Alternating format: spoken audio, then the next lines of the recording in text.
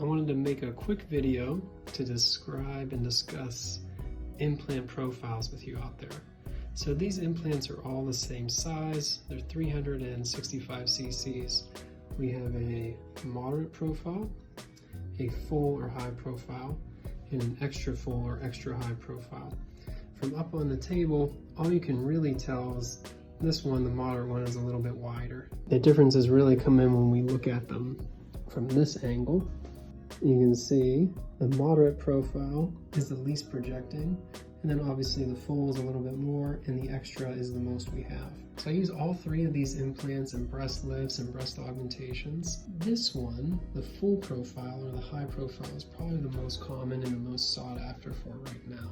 So when you come in for your consult, we'll have all these three available for you, and you get to try them on in your bra. And I think it's really important for women to see the difference of the profiles on their specific frame, to see if it's what you're going for, if that's the look you want. Are you wanting a lot of projection? Are you wanting to be more modest? You want the Goldilocks one, just kind of like right in between. It's important for you to see it for yourself. The next thing you can actually choose for your implant is what it is filled with. Now we're all familiar with silicone and saline, but these have three different types of silicone in there. They're all gummy bears, but some are basically more gummy than others. So if we turn this one up on its side, you can kind of see how it doesn't really hold its shape. There's not a lot of volume up here in the upper pull. The next one, when we bring it up like this, it has a lot more shape in the upper pull. It still has a little bit of collapse, but less than this last one.